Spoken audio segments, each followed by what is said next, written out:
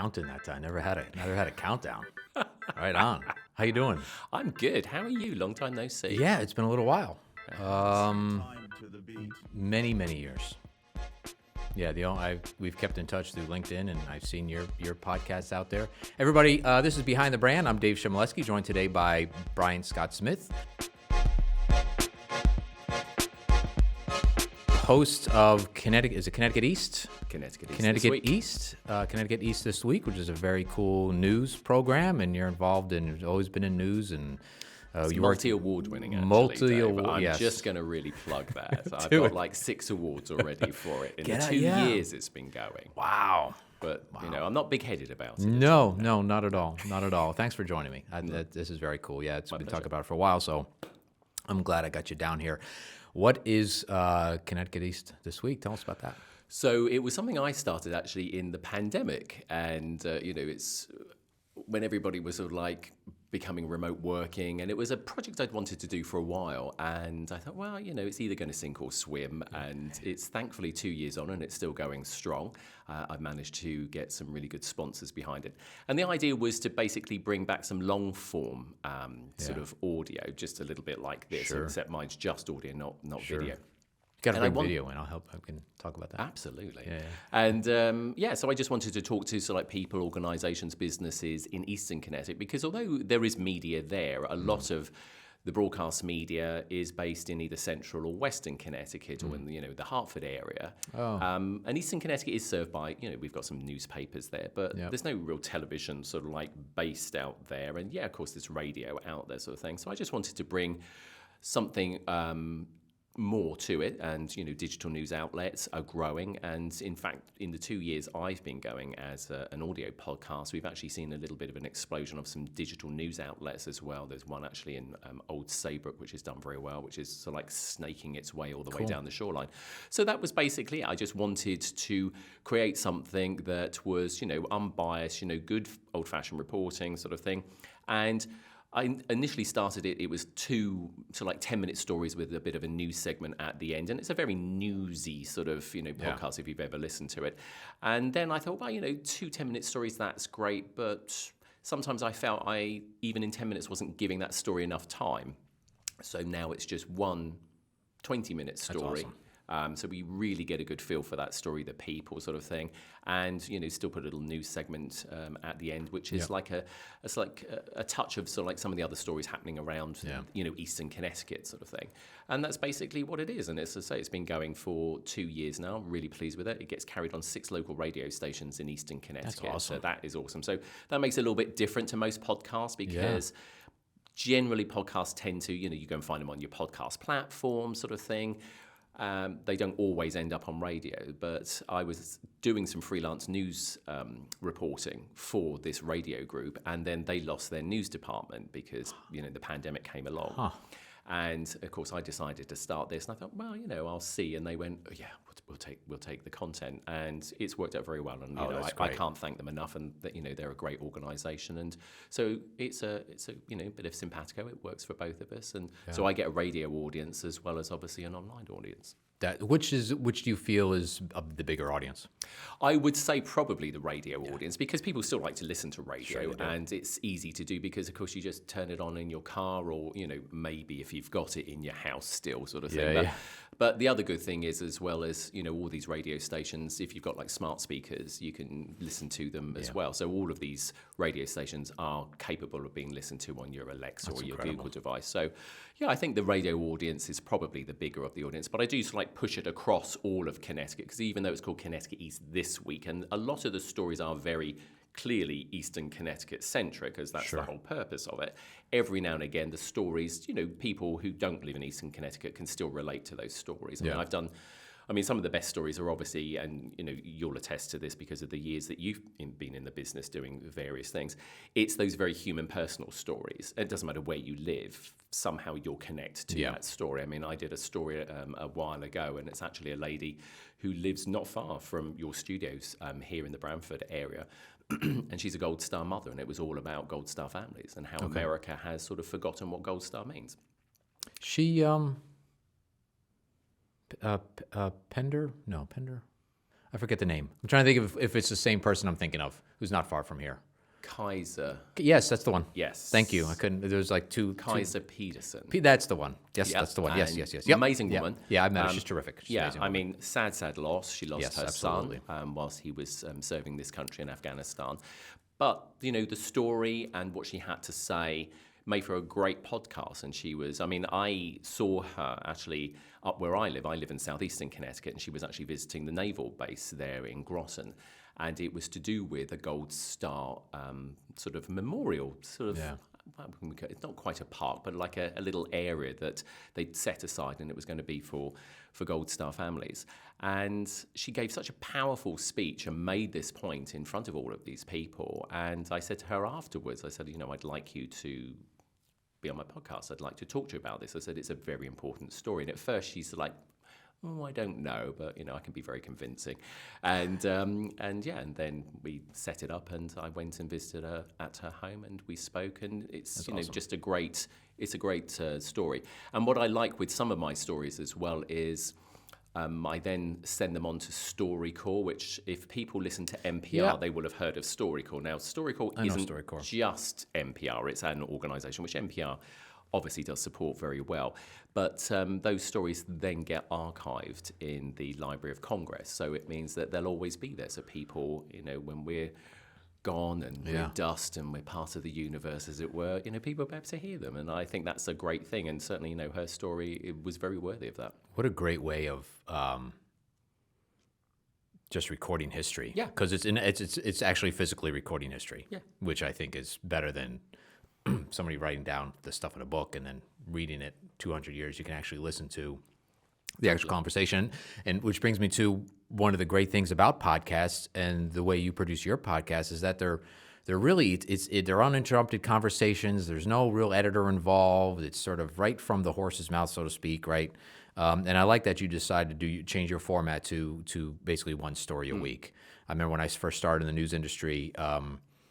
Obviously, we weren't one story for the 30-minute broadcast, but the stories were, if you were going to do a story for the 6 o'clock news, that was the only story you worked on. Yeah. And over time, that's changed. You do a story now for 5, 5:30, 6, maybe 2 and a thing, and then again for 11. So it's changed. There's a lot more stories in there, and they're shorter. So it's basically just headline stuff, which I guess is fine because there's a lot going on, but it's nice to be able to really get an in-depth overview of what's going on. It is, but and you'll also notice this as well because, again, the industry that we are in and this the multitude of different parts of the industry is that long form is sort of making a bit of a comeback, and not just on things like, my podcast or this podcast, but even when you look at the really trendy social media platforms like TikTok has now extended its video to up to 10 minutes. Well, they wouldn't be doing that if they didn't think people were watching, because there's no way, and we keep getting told, people's attention spans are short. Well, they can't be that short if TikTok's decided, the very successful platform that it is, we're actually which going was to extend based this to 10 on minutes. short. Yeah, it right? was based on short, and now they're saying, we'll give you up to 10 minutes, which is great. So, long form, short form, there's a space for all of it. And I think that's the most captivating thing about how the media industry has sort of fragmented in a way, because it's still reinventing itself. And of course, the audience helps us to reinvent ourselves because they're saying, no, actually, I want this now. And no, actually, I've decided I've changed my mind. I want some of this now, sort of thing. And that's good because that keeps us on our toes and it keeps everything fresh. I think, with everything that's going on in the media and everybody's different sides and like the media's lying and all this stuff, it's really great to have this sort of other places to go and listen to, not really, news, but just also other people's kind of opinions, conversations about current events. Whether you agree with them or not, there's other things that you can really learn and that you may not have heard about and research that kind of stuff. So I think podcasts, really have exploded. They've been around forever, right? But they have, and then you look at even things like YouTube. YouTube now is giving you the ability to actually put audio on there, where of course it never used to before. So of course, again, we're talking about a top tier organization that is like one of the most used, one of the most searched, recognizing that we need to go in this direction and put the podcasts on there. So as I say, I think it's absolutely great, and like you said, people get their information, be it news, entertainment, whatever it is, from different sources. sources, and the more sources you can have. I mean, a lot of people think, well, that's a lot of noise. Well, maybe it is, but it's down to then you to decide, actually, I like that one, and I like this one, and there's nothing wrong with that. We don't go into a supermarket and necessarily buy the same thing all the time. If we see something different, we think, oh, we'll pick that up. And that's what the media industry is turning into. It's like it's a supermarket with all these different things. It's like, I might try, that 50%, sugar-free one or something this time, or, so I think it's absolutely great. And like I said, it keeps us on our toes. And I think that's the most important thing, because I think the media industry forgets sometimes how powerful they are. And they are powerful. Sure. I mean, we only have to look at the situation currently where, when you're looking at election time, the media controls the narrative quite tightly, because it's like, well, no, we're not going to have you as a candidate. We're not going to have you as a candidate because there's certain criteria. Now, I believe that's wrong. You can't have everybody, clearly, because we would never get through the process. But there has to be a better way for them to do that. And I think sometimes they're a little bit blasé in how they do it. And, they try to come across as being like, oh, no, we're being unbiased. But the reality is, well, no, actually, you are being biased because you're censoring me, the viewer, from information, from making, hopefully, the most educated or informed choice, when it comes to time for me to go to that ballot box sort of thing. Sure. So the media, I think, does need to step back a little bit sometimes and just remember that, yes, they do a good job. They can do a good job, but also they're very, very powerful, and they just have to be a little bit careful that they don't, step over that very thin line of, we're an information service to, like, we're effectively dictating to you what it is you should be listening to. I've always felt the news business, local news, I worked for a local station. I always felt that we were a service. We were providing a service to the public, and we had certain things we had to uphold to, and when you start thinking more about money in a TV station and a news broadcast rather than thinking about really providing a really quality service and getting all sides of the story, or whatever that may be, that's when you start to have problems.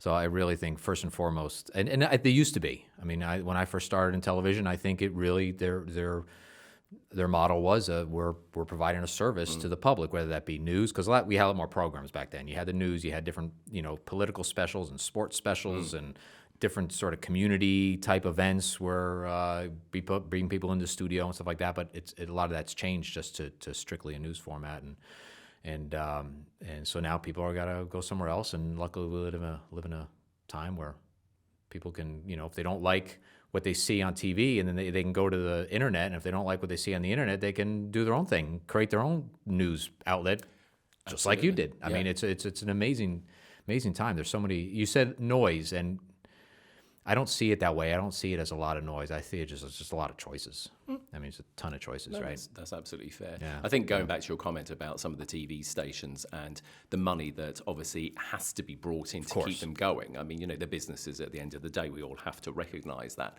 But I think they do also, again, have to be careful where they're not stepping over that very, very thin line of what is news and what is infotainment, being paid for by that sponsor. And we have seen it here in Connecticut, and there's certain health companies that seem to have stepped on this very, very heavily, and a lot of the TV stations have taken it up. And if you're not careful when you're watching it, you would think it is actually a news segment, when in actual fact it's a paid-for piece of sponsorship. There's nothing wrong with that, but as long as you understand you're being fed a specific amount of information, very direct from that organization, so therefore it's their take on it. And it may be all true, and they're not, but it's one person's opinion. Exactly. Is what it really so I think the one thing that I think as a society, doesn't matter what we watch, what we listen to, what we read, is we must never ever forget to do our own due diligence, to do our checking. It's far too easy, with social media, to see something, share it without even thinking, and hey, so you've shared it. Where did that come from? Was it true? Do you know if it's actually true? So there is that. I was a classically trained journalist, even though I never went into print. I was actually trained. Classically trained. Is that what you are now? That's the new term, rather than you're old school. But yeah, when I was trained as a journalist many, many years ago, I was trained by a print journalist. Now, I never went into print journalism, and the only reason I didn't go into print journalism is because I had an opportunity to work in broadcast. So I was fortunate. But, the journalism that he taught me still stands with me today. And that is, I'm there to provide facts, to put the facts in front of the viewer, the listener, whoever, and let them decide. It's not my job to give an opinion, to try and sway the audience one way or another. It's just to present the facts. And like you said earlier about, both sides of a story, Sure. and then let the listener, the viewer decide from that. And I think sometimes that's a little bit missing from some of the journalism not just in this country, around the world. Well, I feel it's some of the adjectives and adverbs that are added that we don't need. It was a horrible speech. Well, that's for you. I mean, that's for me to decide if it was a horrible speech. So I don't know if that's somebody said that, but you get what I'm saying. There's those sort of words that are added into the news report that purposely or not sway a listener's point of view on what the topic is, because now they're already, before they even hear the soundbite or whatever, they're already like, oh, that guy was terrible, and they don't even know yet. So I think a lot of that is problematic, and that's, again, that's a new thing that I think has come up. Yeah, editorializing by the news organization is something that has to be very, very carefully looked at, because you're absolutely right. It can so very quickly color your decision before you've even bothered to hear the rest of it. And it's almost like a form of headline. I mean, that's what newspapers have done for years, and that is not a criticism of the newspaper industry. They've always done it from, when they started. It's to grab your attention. And that's what the news, the broadcast media are doing. But it's like, it's not quite working the same way for you as it does a newspaper, because, at least with a newspaper, even if you see that headline, you recognize it's a headline, and most people know that newspapers will do slightly sensationalized headlines sometimes, and then they'll carry on and read it. I mean, what is interesting, I think, about the whole way that the industry is moving, I mean, I media train people as well, so I teach them how to deal with people like me and you. And when I say deal, it's like understand what it is that we're looking for, but also understand that, certain journalists and certain organizations will come with a particular agenda or an angle that they want to, and just, how they should manage that situation. But the newspaper, I think, has really upheld the whole seeing, both sides of the story. Now, whether or not you like that newspaper yourself because of maybe its political leanings or whatever, but most newspapers, I think more so than broadcasters, have still upheld that you get more of the facts. Because like you were saying, when you watch the news these days, or even listen to radio news, it's very short, 2-3 minutes with some sound bites in there. When you read a newspaper article, there's a lot more to it. So you'll always, I think, get more of the story, not maybe all of the story, but I think you'll get more of the story when you read a newspaper. Then, as I say, then maybe watching or listening to the quick news bites, on television or radio. Yeah, it's funny. Recently, I'll listen to, obviously, the radio in the car and stuff. And since I've been down on the shoreline, 1080 doesn't come in. I just turn it on every once in a while for news and whatever. But what comes in now, which I used to listen to, is 880 out of New York. And it comes all the way up here. And I'm like, it's a very different radio format or station. So it's been, this is only recently I discovered that I can actually listen to that station. But I don't know, the way they do things in New York is very different than the way they do things in Hartford, just the way they broadcast and the stories are still, and you said, because you mentioned you do things local, which obviously 1080 does, but they'll talk about stories up here in Wallingford every once in a while, and just you can relate to some of the stuff and the way it is. It's been fun listening to 1080 again, or whatever it's called. What is it? 880 CBS out of New York.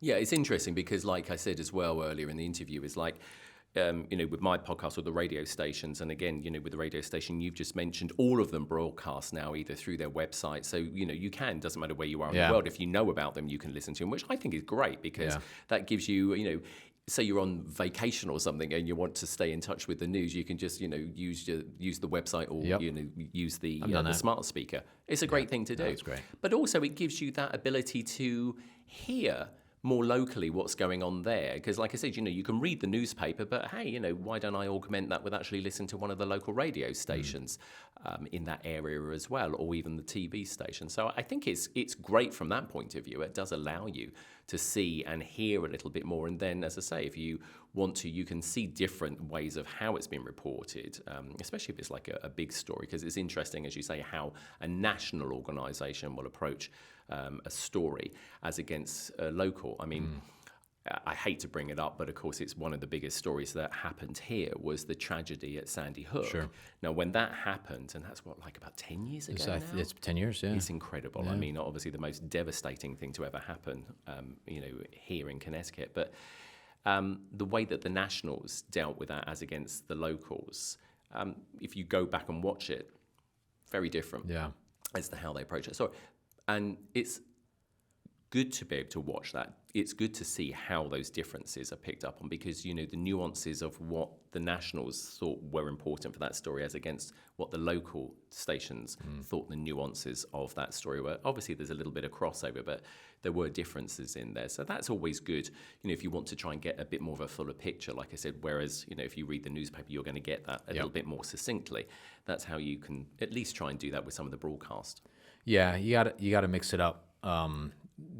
Different, conservative stations mixed with more maybe liberal stations, and then podcasts with newspapers, and even some magazines, entertainment, whatever. I think it's really important just to get a full spectrum. But going back to Sandy Hook, I worked when I was shooting news when that happened. So I spent 2 days in Newtown. Not awful story to report. And most of the media, I think, I don't know how to put this. They didn't really. A lot of people didn't want us there. It's just because it's a small little town, and here are not just local media, but the entire world, right, or the entire nation is now there. So we weren't really treated disrespectfully, but I get it. I'm not whatever. But it was an interesting. It was not something I want to repeat. No, covering a story like that. Yeah, it's hard. You could feel it. I mean, you could feel it in the air, the grief and everything. It was awful. And I think the interesting thing as well is, when it comes to the media, and people don't always realize as well, it can be, as you say, it can be a tough job. If you're a war correspondent or you cover something like that, it stays with you. You're not going to forget that. Yeah, no. And I'm not saying it necessarily psychologically scars you, but it does have an effect on you as an individual. And I don't think news organizations are always kitted up to actually deal with the fact that, they send their people out to some pretty horrendous stories, and I don't think they touch base with their staff enough sometimes to say, hey, how are you doing? How's your well-being? Because, as I say, those things do go in. You can't just always go, especially in that type of environment, you can't just go and stop on the street and start talking to people. I mean, like some other stories, if whatever, almost any other kind of story, you could go to the scene and you could find somebody on the street. You could, hey, did you see this? What happened? You can get a comment. But that was a whole, you couldn't just go and set your camera up and start asking questions. I mean, it wasn't that kind of thing. But obviously, the producers wanted information. They wanted you to go out there and knock on doors or whatever you had to do. But it was very, very, very delicate. It was not a fun thing to. No, and I think when things like that happen as well, as we said, I mean, absolutely, just the most horrible thing that can possibly ever happen. But it's the fact that I think then the media get criticized for hanging on the story. So like they're there for days and days and days. And not just Sandy Hook. I mean, any of these big disasters, when hurricanes rip through the country or something else happens. I do understand why the industry feels the need to be there, but then sometimes it's like, even myself as a journalist of many, many years experience, I feel like you need to back off now, because one, it's time, and two, there's nothing new coming out of this. You're now just digging around, and that does infuriate people. And that's become a very modern thing. Part of that, of course, is to do with the rolling news channels. I mean, they've got to fill airspace. It annoys me a little bit sometimes when the local stations do it, because there isn't actually a requirement for them to keep filling that airspace. There's other ways that they can choose to fill, their hour segment or whatever. But when it comes to something like, the big national rolling news channels, I see what they're doing, but I think they need to think differently sometimes when they do that. It's like, when you see the anchor appear 2 days later after like a natural disaster has ripped through somewhere. I don't understand what the purpose of that is, and I'm in the industry. It's like, is it supposed to give it more credibility? Because the reality is, it's happened. These people are suffering, or whatever is now happening. Sure. I don't see how you being there actually makes that story either any more important or what the rationale is for sending you there. If anything, you're in the way. I feel, I get it, I absolutely agree with you. No reason for him to be there, but I feel it's a decision made by management to show the reach and the capability of their particular news outlet. I agree with you. I also think sometimes, though, it's a little bit of ego. Yeah, well, that plays into it, right? Yeah. Because absolutely. some of these news anchors, they get paid big bucks, and they want to be seen somewhere as well. I totally agree with you, though, as well. It is also about showing reach and capability, which is the station's ego, right? And that's important. But that's important as well. Is to if there is something going on that you can bring something fresh to that story by being there, then absolutely you should do that. But I just sometimes feel that 50% of that is the truth there, and then the other 50% is just ego, which is why I think, as I say, going back to my comment, the media needs to understand how powerful they are, and things like that have an effect on people, especially when you then see that year on year when they come out with these surveys, and we're talking like the Pew Institute, which is one of the most respected here in the country, showing that Americans have a distrust of the news industry or the information. That is troubling. To me as a journalist, that is troubling. And if that continues, that says the industry needs to do something about that, because obviously the industry is not living up to its standards. So we have to, like I said, we have to be very careful about what it is that we're doing, and as I say, the power that we actually have every day that we go on microphone or put something in a newspaper or online.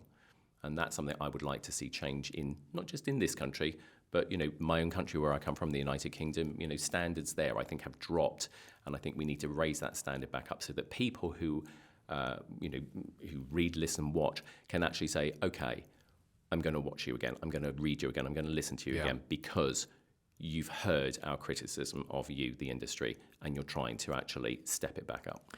And going back to where there's these online news outlets popping up, and I think that's really, it's all consumer driven, right? Because more people are going to start listening to programs like yours.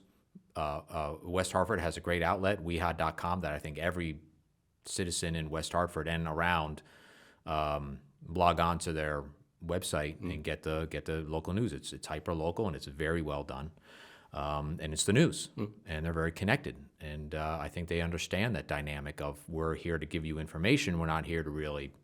Well, that's all we're here to do. Yeah. And I think they understand that. And I think more people that go that way and start, and you see the numbers start dropping. I don't know. I'm not part of Nielsen, but I think the numbers are dropping. Maybe for some news organizations, maybe they'll start rethinking the way they.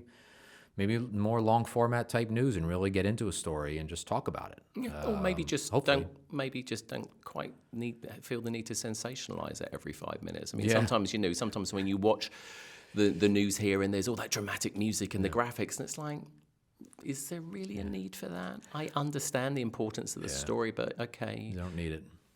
It didn't add anything to it. I mean, I mix it up as well with my viewing. I mean, I've been living here now in the US for 13 years, and before I came here, I used to work for the BBC, which celebrated 100 years of broadcasting this year, which is phenomenal. That's great. I mean, and working for them, there were, again, standards that you had to adhere to. But I still watch the BBC here as part of my mix, as you were saying. I actually have the wrap. I read the BBC almost every day. Yeah, I've got it on my phone. So I've got the BBC's news app, but I also watch BBC America because they actually do quite a nice job of stories here.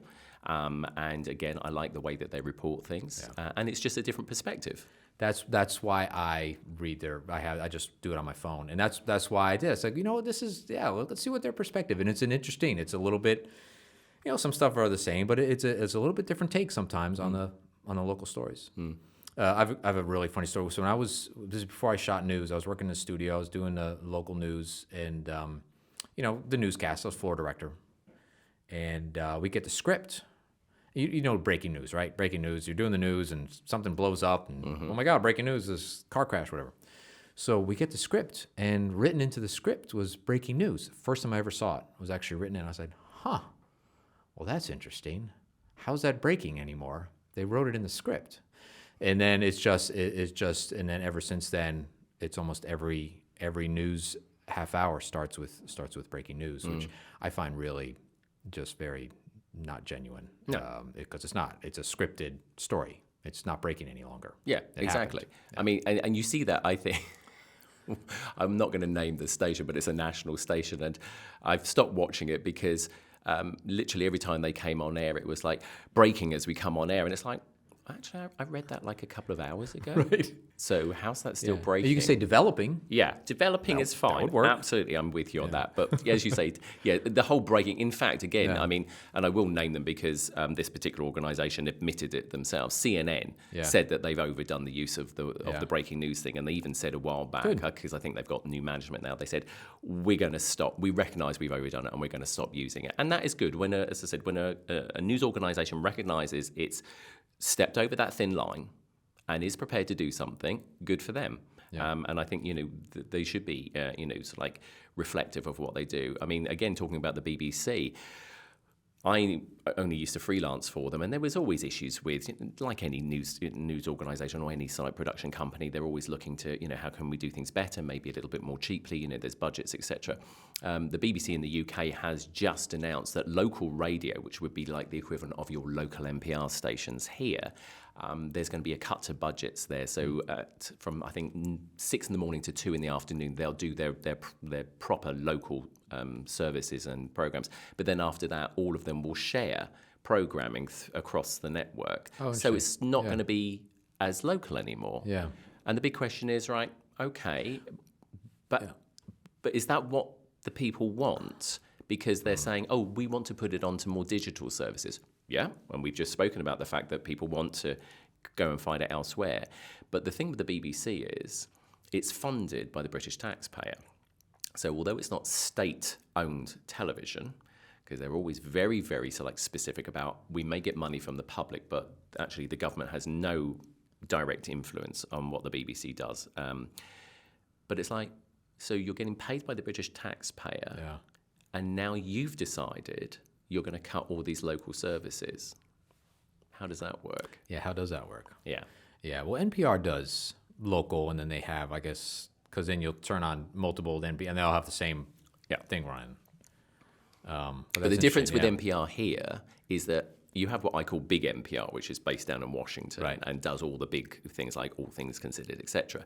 But then when you look at your local regional NPR stations, so like we've got 2 here and there's one in Springfield which like drops over into Connecticut as well, they're all independently owned. So that's the difference, where local BBC radio is owned by big BBC, so big BBC gets to dictate to them. Where of course NPR here, big NPR, they can't dictate to the local NPR stations. They can put their prices up because they charge all the NPR stations to buy the programming sort of thing. But other than that, at least the stations here are truly independent and can do what it is that they want. So hopefully we won't ever get into that situation. And it was a little bit disappointing to read that, because I think that the British public is being shortchanged. Is there another news outlet in the UK? Yeah, so the competitor, sort of big competitor for BBC is called ITV, Independent Television.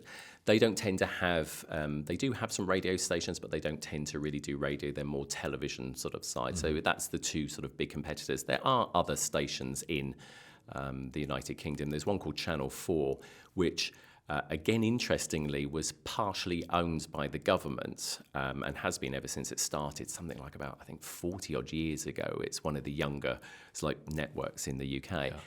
There's now question marks over its future because the government is thinking of possibly selling off its sort of ownership of Channel 4.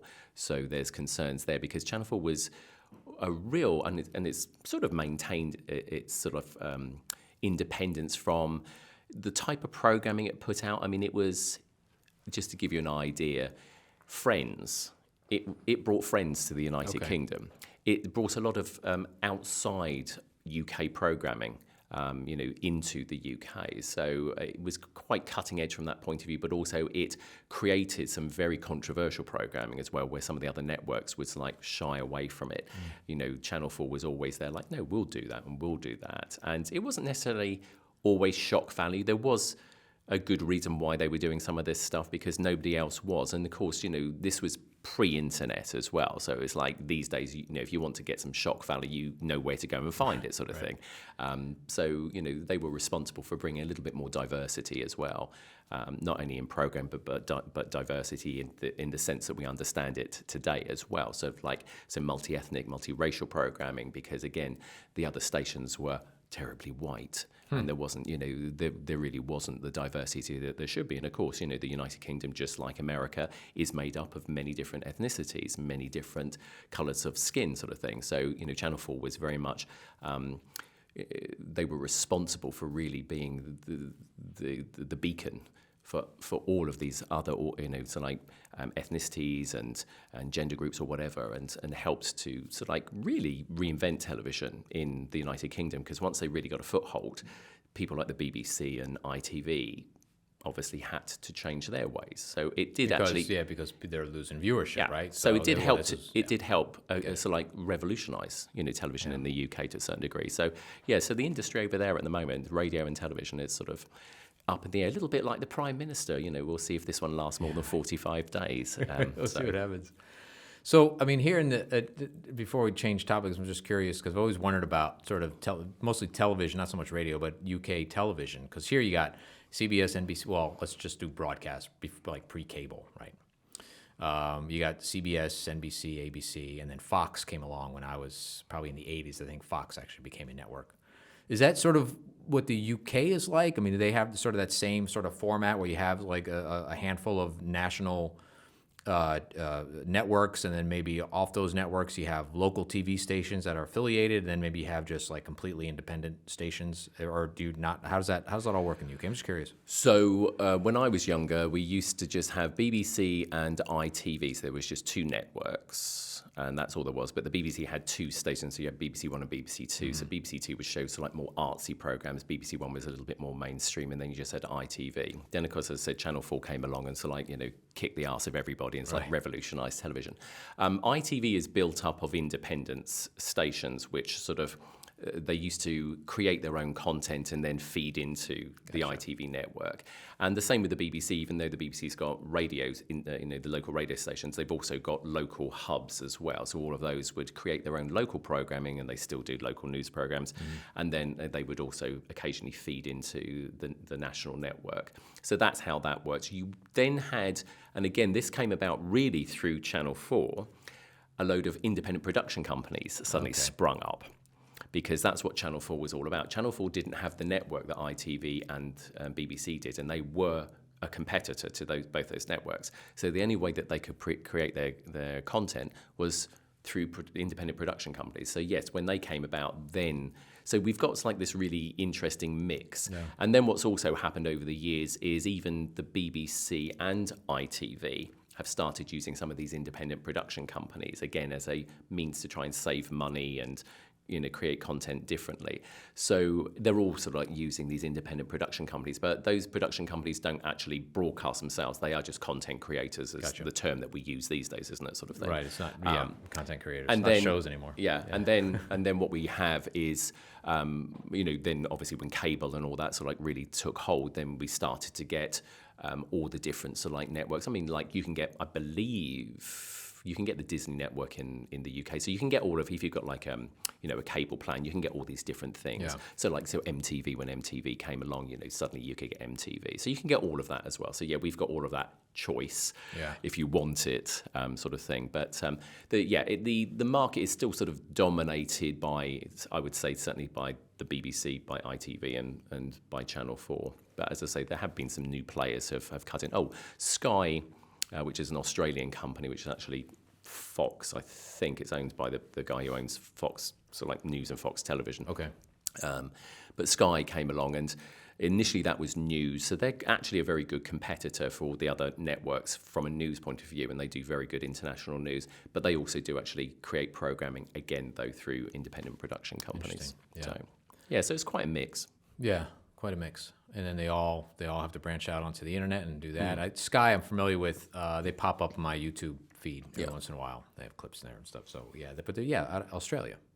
Yeah, that's where I can't think of the guy's name, but yeah, he owns a lot of newspapers as well in the United Kingdom. A lot of our sleazy tabloid newspapers. Oh, gotcha. Yeah, yeah, a lot of them. Yeah, he's got quite an interesting portfolio. Oh, good for him. Yeah, makes the world go round. Yeah.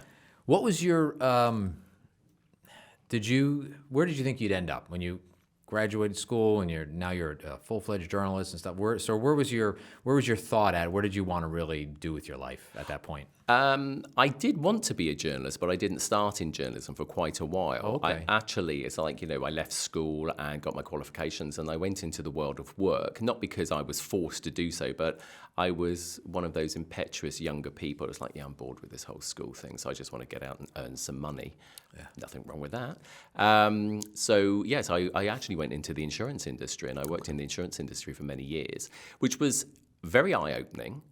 Because I ended up doing sort of what they called claims negotiation, and it wasn't just a broken down automobile. I ended up dealing in the end with some pretty high profile stuff for some big companies and sort of personal injury claims and all this sort of stuff. So although I don't have a legal background, I would be consulting with attorneys and all that sort of stuff, but I would go out and investigate claims. And so that was really a good sort of bedding down, as it were, for me to then get into journalism, because that's what journalism is all about. Of course, it's asking questions and seeking that from multiple sources. So I'll be forever grateful for that pre-journalism career, as it were, because it really put me in a good situation. It made me grow up as well. I mean, I don't think I was a particularly juvenile young person, but yeah, it certainly did make you grow up, because again, we dealt with a few quite heavyweight things, and it's like, wow, you suddenly opened your eyes up to, this is the real world, and this is what you need to be dealing with. A lot going out in the real world. Exactly. So I was immersed in that, and then ended up moving into public relations for the insurance company. A job came up, and it was interesting because friends of mine, and they're still friends of mine, I just want to make that clear, said, you should go for this job. And I went, why? Am I not any good at what I do? They went, no, it's just like, it's really you. So, so I became a public relations officer for the insurance company I was working for. Okay. Enjoyed that so much. And then, like so many things in life, whatever you do, if you work for a company that wants to develop you, and I think most companies want to develop their staff, I remember my boss at the time, she said, what do you want to do? What courses do you want to take to develop yourself? So I said, I'll take journalism. So they paid for my journalism course, and because I said to her, I said, I'm interfacing with journalists, I should understand their job more and whatever, and also hopefully it might improve my writing and my public relations skills and press releasing and all that. And I took that and then liked that even more after I got qualified, and shortly after that left. Oh. And became... How did that go? How did that go over? It was interesting. So, because I just woke up one morning and just decided, I've had enough. I don't want to work for the corporate world anymore. So I've actually done it the weird way round. I've done it in reverse, because what happens is, if you're a journalist, when you get bored of sort of like getting wet and sitting in courts and doing all that, you go to PR. You go to PR and have the nice cushy job with all the benefits and the nice big salary, etc. Yeah. So I did it the other way around. And, I don't regret it for a moment. I mean, it's been over 20 years now that I've been self-employed. I love it. I set my own agenda. I work with some incredibly talented people. I have learned so much from them. And I would never have had that opportunity, had I stayed employed. So, to be able to, I've traveled the world through that. I mean, I've done I always forget this now, 1, 2, 3. No, I've done 4 Olympic Games. Wow. Covered those. My first one was in Canada back in 2010. Who did you cover those for? That was actually for the Olympic Broadcasting Organisation. So the equivalent of like AP or Reuters, they actually have their own organisation. And so what they do is they bring people in from around the world. We help make all their content for them, and then they push it out to all the organisations. So like NBC, which is, of course, we know here a big network, they are actually one of the biggest buyers in of Olympic content. So we would sort of make a little bit of content for them as well. But mainly what it was for countries that couldn't necessarily afford to send teams in, themselves, or they were restricted in some way. So this content was made for the world, but it was made for these, these rights holders, as they called them. So so I was incredibly lucky to be able to do that. And again, met incredible people, incredibly talented people who I'm still in touch with now. That's great. I speak to them, see them every now and again. So it's just been a wild ride, and I hope it carries on for a lot longer. And I really do enjoy it. You do the podcast we talked about. You do journalism work for the BBC and Olympic folks, and you do voiceover work. You do some voiceover work. You do some producing, video producing, stuff like that. A little bit of everything, So I have not done I haven't done much voiceover work recently, but I used to do some voiceover work when I did some work for a few production companies, and that's always fun to do the voiceover work. But again, it's limited depending on the market and what that particular client's after. I mean, having the British accent isn't always sought after. Sometimes they want that because it's for some particular reason. They just feel that it fits with either a service or whatever it is that they're providing. But no, I have voiced other stuff, sort of thing. I haven't done things like audiobooks. I mean, I've got friends who do like audiobooks, and that'd be good. And hats off to them. I don't know how they do it, because it's not that I don't have the attention span, but that takes a lot of work to do. I bet. It's a tough gig, and people might be thinking, well, reading a book, that's hard, but you have to remember you're reading to record, and it's all the inflection. You can't just flat read the thing. I mean, you have to put some inflection in there. Sure. You need to understand it a little bit.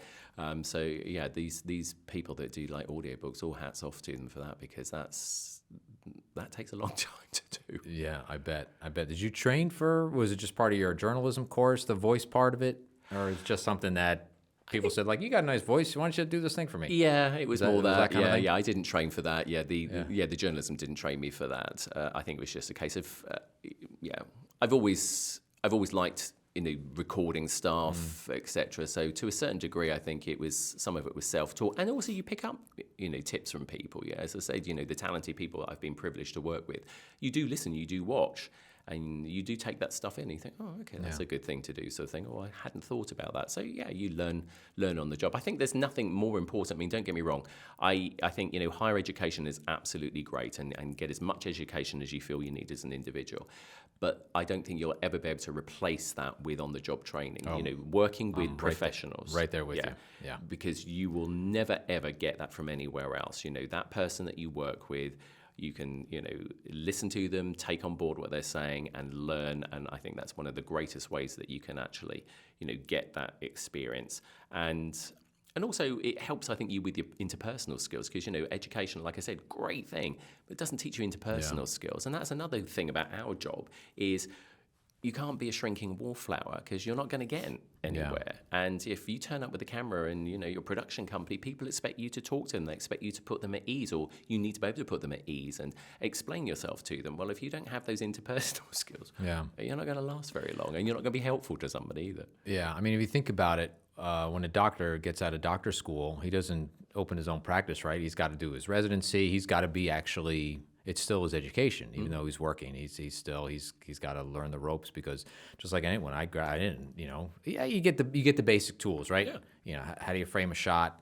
What is good audio set by that? But there's some of the interpersonal skills and then of course there's a lot to learn out there. And we're still learning as well. I mean, I learn every day. You learn every day. Like you were saying, I mean, as a professional cameraman and all the other skills that you have, you work on one camera, but then another camera's different again. And then of course it's all about the lenses. And now of course with the content creation, it went from doing, this is how we frame things, to like, now we're doing vertical video. And it's like, well, vertical video of course is its own little animal, and you have to treat that in a different way, or you have to remember, what's that going to be used on? The client wants it for this, this, and this. So if I shoot it that way, then I can reversion it into these things. So there's a huge learning curve there. Yeah. I mean, it's a blessing being able to, in this industry now. So when I started in the industry, everything was analog. You wanted to shoot video, you had one choice of camera if you wanted to shoot pro video, like maybe two. But now, I mean, there's like any budget. There's so many different types of cameras, lenses. which is great because it helps me. It helps people, get started in the business. I think there's so many more options for us, which makes more clients because now it's more affordable for people. So there's more work out there. So, and just to create, every time you turn around, there's a new technique, there's a new tool, there's a new format, there's a new way. In vertical video, I remember when people first started talking about it was a fad, it kind of came and then sort of went. Like, it didn't really catch on, but it's really starting to make a comeback now. I guess just in regular, mostly Instagram, I noticed the stories, most of them are vertical. Yeah, I think TikTok brought it back again, didn't it? Was it TikTok really? brought it back? I mean, Instagram, I like Instagram definitely was vertical, I think, because like people with Facebook, us old people who use Facebook, it's like, you can look at it on your phone, but a lot of people would look at it on their desktop computers. Well, of course, you wanted like a wider view. And then I think really you're right. I think Instagram was what started that whole vertical video. And then when we started to get things like TikTok, I think TikTok took it to a whole new level because it is all video, isn't it? It is all video. I mean, TikTok's all vertical video. Yeah. So, because Instagram is like pictures and it's not just video related as a sort of thing. So I think TikTok's probably is responsible for, bringing that whole vertical video thing back again. I did it was interesting. I had a pod, it's a nonprofit I produce podcast for, Friends of Feeney. If you haven't checked it out, Friends of Feeney, they're on YouTube. Anyway, he, old friend of his lives down in this area, so he decided to make the trip down to the studio and do a podcast. It was episode 54 or whatever, it doesn't really matter. But his friend has a band, so they set up in the corner right behind you. And so after the podcast, they did like, I think 6 tracks. They did 6 songs. So we recorded. It was blast. We had a good time. So I was like, I want to deliver these tracks to the guy. Can't remember his name now. Doesn't matter. So I said, that'd be cool as like vertical video, right? So I did. So I was able to like, you move it around and stuff. You make the frame, and then I was able to move it around. And I was watching on my phone. I was like, that's really kind of. I mean, I've really sort of grown to like watching vertical video because you're really sucked in there. I mean, you're right there. There's none of that extraneous stuff. It's like the subject is. It's right there, which I think is very cool. I like it. I think the other thing that I'm nowhere near as technical as you. I mean, I understand some of the stuff. I wasn't trained in what you do, but I am interested in it. I love the fact that we've got all of that high definition now. The 4K, the 8K, and the reason I say that is even though I do produce video, I do use professional camera people because that is not where I am a special, I don't specialize in that. So, I recognize my limitations and I make sure I get the people who know what they're doing in. At least if the framing isn't quite right with 4 or 8K, it's like, I can improve that, because it's been that joke for years. Oh, you can fix it in post. We can fix it in post. Well, yeah. Now you actually really can. You really can because you've got that ability to like move in and move in and out, and you're not losing on the quality sort of thing. That's right. Yeah. But yeah, it's incredible. I mean, the definition. I mean, even with things like the cell phones that we've got. Oh my God. They're great. I mean, the only thing I would say to people who are watching this is if you think you're going to just create stuff on your cell phone, okay, that's wonderful. But, they have their limitations, and one of their biggest limitations is audio. Mm-hmm. And being somebody who does audio podcasts and works in radio, it really bugs the hell out of me when I see somebody's really nice video and, and even if they don't have much in the way of experience, they've obviously watched enough to frame it. And then you listen to the audio, and the audio is like, or there's loads of background noise. And it's like, wow, if only you'd bought a microphone and done something with that. So, I find that too. I think it's getting better, but I think audio is overlooked far too often because if you don't, you can have the nicely lit, the whole thing, but if your audio is like you said, like off mic or there's no microphone or there's noise and wind and stuff, it's like, I'm not going to watch that. Like I can't, I would love to, I just can't. Because I can't concentrate through the noise, through that echo or whatever it is. So, audio is a big thing for me. Yeah, so that's my only plea to content makers out there is like, go ahead and make it, but then understand what you're doing. Yeah. And if you really do want a nice top-notch, piece of content, pay for it. Yeah. Get a professional. Have that professional who knows exactly what they're doing and has the equipment. To do that and make that look good because it's all very DirectLine Media. So if you go to directlinemedia.com, exactly, because it's sort of like I still think as much as we don't mind watching, if you go onto TikTok, you don't mind watching that slightly raw edge to some of that stuff because you've gone there for a reason. You know that's what it is. You're not necessarily always going to see top-notch productions. I know there's all sorts of filters and all that special stuff that, can be used as part of, these videos, and it makes them very watchable and very sort of like viral in a way. But, certainly if you're a company, I think, don't try and do it yourself and skimp on the budget. It's like you said, it doesn't have to cost a fortune. Talk to the production company, understand what it is that you want. They'll understand what you want. Have that conversation because it's so incredibly. I don't know what's the word I'm looking for. I just find it crazy. I'm going to use that word, crazy. It's crazy to me that people just think that they can do it, and it's like, but. That's fine, but then who's watching this? And do you not have any respect for your own brand? Yeah, because that's exactly right, and that's what we do. We tell brand stories. Yeah, and it's very important. If you have a brand, especially now, everything is so brand conscious now. I find, and it gets more and more and more. It's funny. I was watching a video. I forget where I saw it, but I heard the line. It was a musician. Maybe it was a trailer for a movie or something like that. It doesn't matter. But I guess it's a musician. He's getting bigger and stuff. And his agent or somebody said, like, "Hey, man, don't worry about that now. It's all about your brand, right?" And that's really what's happening, right? It's very important.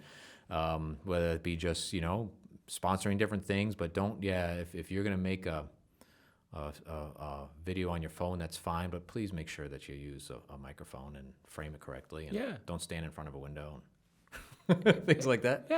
Yeah. Stuff that's obvious to us, but then important. that's what we're trained in. And if you ask us, we can make sure that looks as good as it possibly can be for you. And done right, it can actually have quite a long shelf life. It doesn't have to have like a 4-month shelf life if it's done correctly. Yeah. And also the other thing that people don't realize as well is with a professional production company is to a certain degree, they'll keep that for a while. So if you want it reversioned in another way, of course, there's a price to have something reversioned. It doesn't come for free, but, you could get that reversion so that, it could end up professionally, beautifully created for these different platforms for not too much more money. But, if you shoot it yourself and you've got this really crappy stuff, you've got crappy stuff. What I tell people too, some of my clients, if they're looking to produce a video or maybe more than one video, I tell them, not everybody, for the most part, I said, if you want to do stuff on your phone, because we want to capture stuff that's happening now in the offices, I totally get that. I think I go for it. But I also recommend produce that one professional video that really highlights your brand, really highlights who you are. You have that. It shows who you are, shows that you're professional, you know what you're doing. But then if you want to go and do daily stuff on your phone and do that, have that mix. I think that's great. I think that's a really great way to get your story out there of who you are. But it's important to have that professionally produced story of what it is you do. And then you can go and do your phone stuff. Now, I was flipping through the channels, or maybe my wife was watching it. There was this cooking show. I don't know what channel it was on. And it's just this woman, she's standing at a counter, and she's making her cakes or stews or whatever she's making. And I'm watching it, and I'm like, no, something's different about this. Like, it looks good, it sounds good, but something's different. So every once in a while, there is a shot that sort of you can see sort of behind the scenes, all cell phones. They shot the entire. They're shooting. There's a main camera sort of on a gimbal cell phone, and there's like a cell phone here, and then I'm just by kind of looking at the shot. There's another one over here, a little wider, and there's probably like maybe 4, and they're probably recording on some audio deck because the audio is good. I can't remember what microphone. Doesn't matter. But it's on cable TV. Yeah, Crazy. I think I know the show. Do you think you know the show? Blonde woman? Is it the Frontier Woman? Maybe. That's actually a network show as well. That's on Food Network. Yeah, I think maybe that's where I saw it. Yeah. But it's very well done. Yes, it is. It is, which goes to show that, you can do it. But again, I'm sure the people who are behind even those cell phones have got training. Because, you can't, you still can't, they're great. I mean, they're $1,000 a pop. I mean, which is, that's still cheap for a camera sort of thing in our professional world. I mean, that's the price of probably one lens for something that you use. Pretty much. So, but I'm sure they've got some training. But it can be done. But they, like you said, they know what they're doing. They know what they're doing. But I found that fascinating that they're doing a network show on cell phones. I mean, look how far we've come. And it's Oh pretty- God! I pretty- mean, pretty yeah. Can amazing. you remember when they first came out, and my you know God. you could record on them, and they weren't great. Yeah. They have improved tremendously. I mean, obviously, as soon as the smartphone really developed, I mean, the whole thing sort of situation changed. But yeah, who could have ever imagined that? ever imagine? We would have we'd be doing this. I mean, I certainly couldn't have imagined that. But yeah, I love it as all part of the mix of things that we do. But I just I agree. again. Just as long as people understand, it's just part of it. It It's isn't. just well, it's a tool, right? Yeah. I mean, really, everything we use is just a tool. It's just like a carpenter with all his stuff. I mean, you can give a carpenter's tool bag to anybody. Doesn't mean you can build a house, right? So it's the same kind of thing. When I was going to school, graduate of Southern Connecticut, and we were in there, and the professor said, "Hey, there's this new thing. It's called HDTV." I was like, "Get out of here! Like that's not real." That's not going to happen, and here we are. Oh, no. You know, that was back when the plasmas were coming out, and you're spending thousands of dollars for this HD plasma, which had all their problems, and it looked good, but there was some weird. And now here we are. I mean, it's like, yeah, it was pretty well because I learned, you know, the old tube televisions and 3/4-inch tape and. And you know what I love when you watch some of the programs that they're making today? Because I mean, there's so much content out there now, whether it's on the traditional networks or if it's on the streaming networks. I love when they do some of these shows where they mix up some of the technologies, and you think, well, so what's the time period here? Because they'll have the old cathode ray tube TV in there, and then they've got some other technology, but then they suddenly whip out like a modern cell phone, and it's like. Okay, I'm not quite sure what, but I love the fact that they mix it all up because you know it's like we're going to confuse you as the viewer sort of thing, and I love that. I love the fact the creativity, but it does. It makes me laugh because you think, wow, you know, you look back at that and you think there's so many people today who were born of a certain, you know, year who just won't know what that is. I mean, I've got a sister and she's got 3 children and they're all in their mid-20s, and I remember my sister showed her son a record player. He guessed what it was. Yeah. But it's like, you know, and I know they've made a comeback, and I know if you're a professional DJ, so people are going to be watching this going, well, you know, they haven't disappeared completely. But it depends on who you are as well. Exactly. I mean, if you're in the music industry, of course you know what a record player is sort of thing. But, you know, to many, many people, it's like, no, I get the music off my phone. That's this thing, yeah, right? It's my phone, you know, and I just play it, you know, put my earbuds in and I play it off my phone sort of thing. But yeah, so he got it. But it's it's always fascinating looking at some of that. And I just love the way when they do that, because I just sit there and go, okay, that's that. And also it's quite a memory jog. You think, gee, wow, oh my God, yeah, we used to have those, didn't we, sort of thing. And you know, I had a guest here not too long ago. She makes coiled cords for like telephones. oh right, I don't know if she actually made them for the telephone. I gotta retract that because it was a different type of cord. But it was coiled cords for those kind of things. So we had a little conversation about telephones, and you know, your kid and the phone rings for you. It's your friend. You pick up the phone. You walk around to the other room. And you talk on the phone. Yeah, I know. And now everybody has their own phone, so it doesn't matter. yeah, you're never alone with a cell phone. Never alone with a cell phone. Oh, that's good. You should patent that. So what's the future? How long do you think Connecticut East is going to go? Is this something long term? You want to grow it? What's sort of your thoughts on that? Yeah, I mean, I would like to grow it, of course. I mean, but there's always a danger of if it's not broken, why fix it as well? So you've got that mentality on one hand, but then you're saying to yourself, well, you know, maybe I should mix it up a little bit. I would actually like to have some video on there. I think it would sit very well. I think the format would have to change a little bit, as in the long-form journalism or the long-form story would stay, but I think, you know, like the little news stab at the end, I don't know how well that would work because that would be quite picture-intensive. So, I mean, so then you're talking budgets and, you know, how you make that. Because, again, being, you know, from old school, as it were, Classical. Yes, classical, thank you. I like to be stimulated, and I think most people still like to be stimulated that, you know, it's not the same image all the time, it changes up a little bit. So I think that's my only concern about that. You know, it's absolutely possible to do it. So, I mean, there's never going to be an end of stories. I mean, I'm always coming up with different stories and different things. I mean, I love doing, as I say, the human stories are great. I've just started doing a border towns series. So I did one about Westerly and the fact that where I live in southeastern Connecticut, Westerly is only about 20 minutes away from me. And how many people actually cross the border, as it were, every day to either work in Connecticut or vice versa, and they live, you know, they live in the other state, sort of thing. What is that? Is it the same amount going I've no idea because I don't think I don't know how I can actually quantify the amount of people that go there. But I know a few people who I professionally work with who actually who live in Rhode Island, and they work in Connecticut. They're in the media industry, admittedly, sort of thing. But yeah, I mean, there's people that cross over all the time. You know, their job is just over the border in another state. So I just thought that was fascinating. So I went and spoke to actually the editor of the Westerly Sun, and we went on a little tour of Westerly. And what is Westerly? And there's probably plenty of people who are watching this who've been to Westerly, but there's probably plenty of people who haven't as well. So I'm going to do some, because obviously the way it's Connecticut East this week, I'm going to go up to the very sort of quiet corner and then step over the border into Massachusetts up there. There's a couple of places up there, which, again, I've spoken to some people and I said, oh, yeah, no, I actually live in Massachusetts and I work in the quiet corner sort of thing and whatever. So that's good. So, there's always going to be different types of stories I can do. And, yeah, growing it, I mean, do I just keep it as Connecticut East this week, or do I try and expand it across the state? I don't know.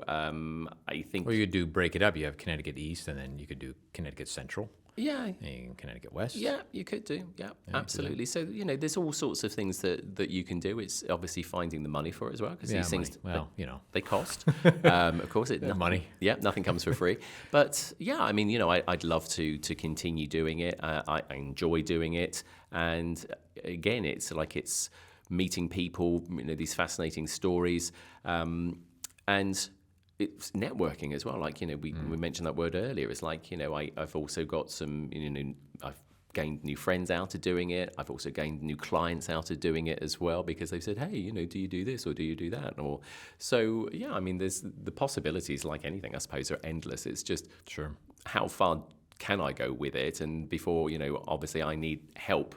Sure. And I'm perfectly happy to hand it off and have people help me, sort of thing. But yeah, I mean it's 2 years, so I probably will need to start thinking about it at some point as to where it goes. Is this your main sort of what you concentrate? And well, to be a little bit personal, do you make money? Do you get money from this, or is it all?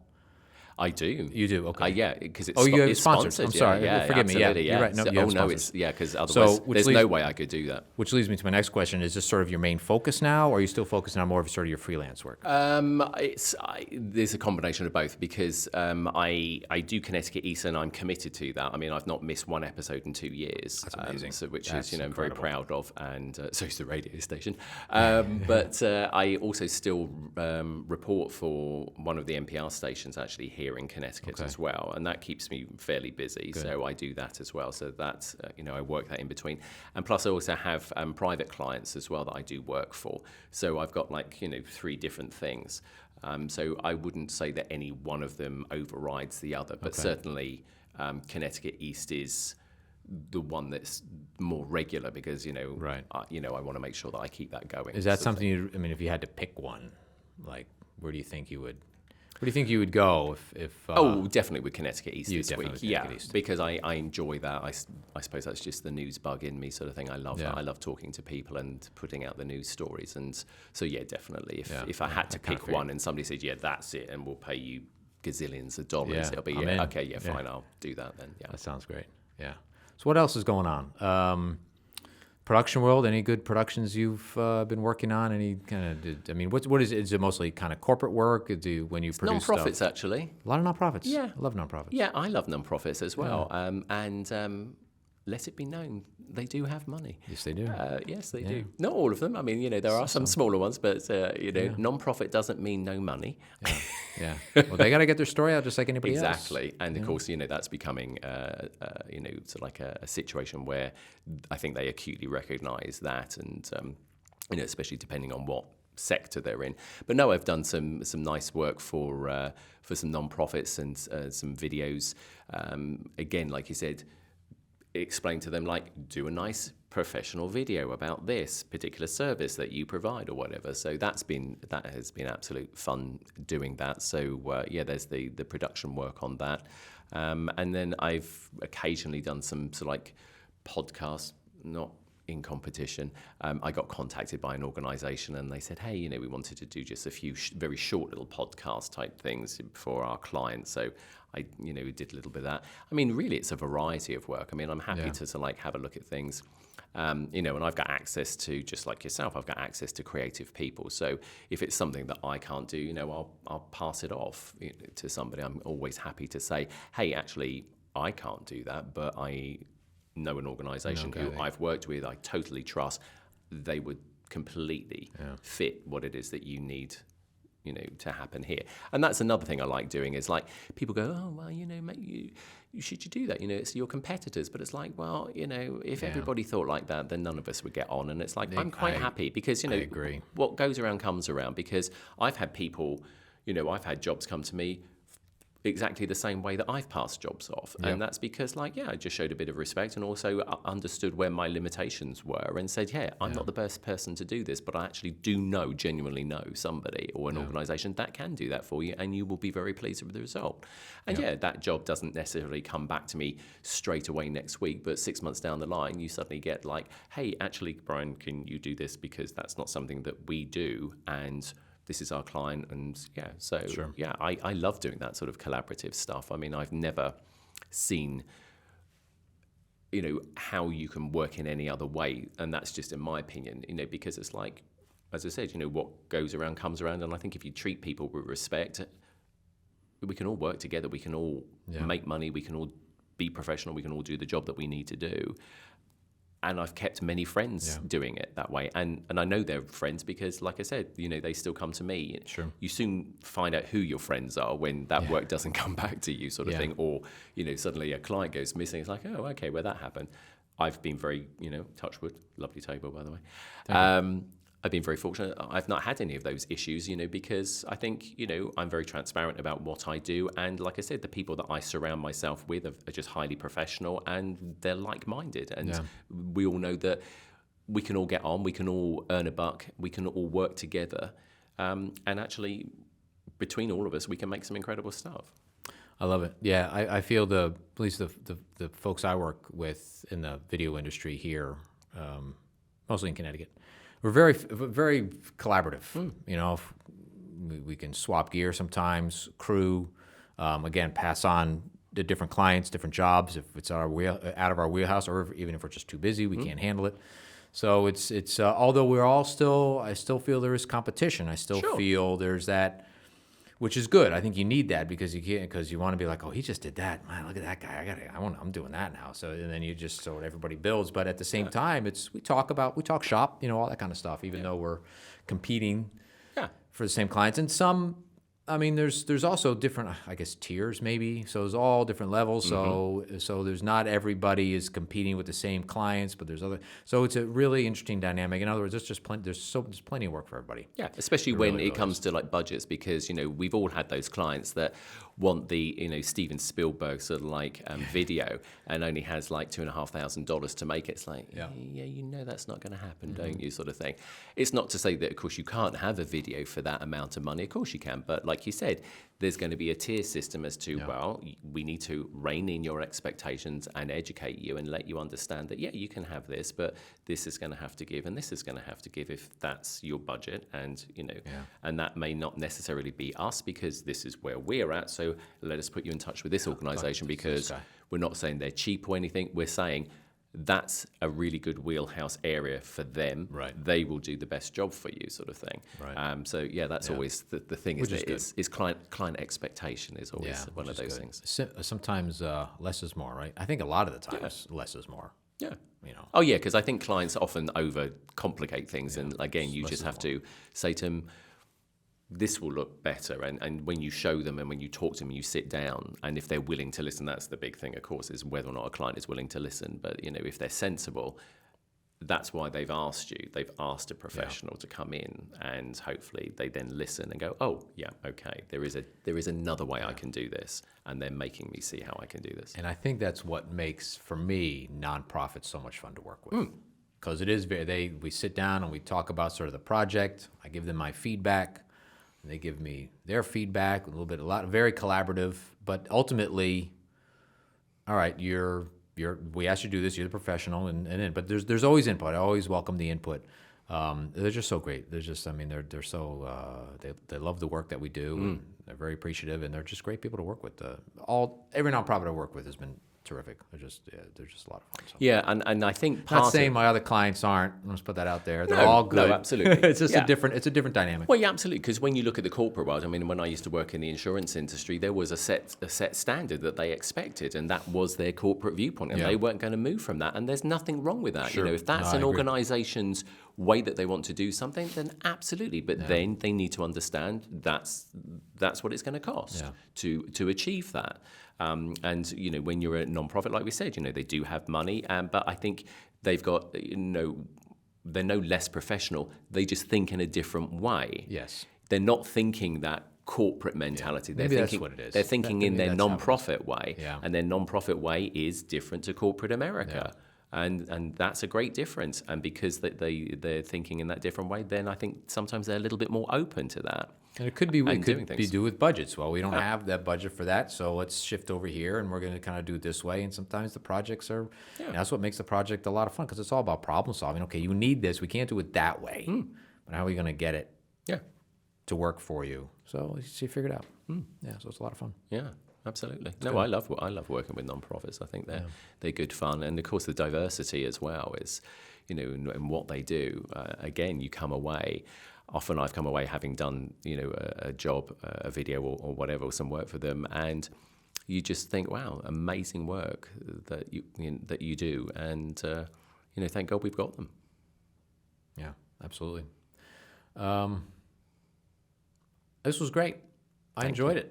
I did. Yeah, I learned a little bit. I hope you did. I anyway. did. I hope everybody else did. Absolutely. Thanks for coming down. Is this going to be vertical video? Maybe. I'll suck my cheeks in. Maybe I'll do some vertical. You know what? I will. I'm going to do some vertical because I tease it out and stuff. I'll do a little, of course, Instagram. So I'll definitely going to make some vertical videos. There we go. Yeah. So I'll send you the link. How can people, if they want to see your podcast or watch your podcast or listen to it, how do they do that? So it has got a website. I made sure that it had a website. So it's called ConnecticutEast.com. So Connecticut-East.com is the website there. And if they want to find out about me, I also have a personal website. All one word, BrianScottSmith.com. So those are the two ways that you reach can out for find your voiceover work. And there was a word we were talking about before we started. There was a particular word that people ask you to. No, I'm not going to say that. You're not I'm not going to say that. It was a profanity, everybody. He knows exactly what it was, and we said we weren't going to discuss. All right, we're not going to discuss it.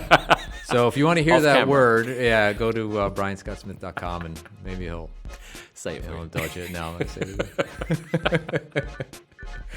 This was great. Thanks so much. I appreciate it. Not at all. Thanks for having me. All right. See you, everybody.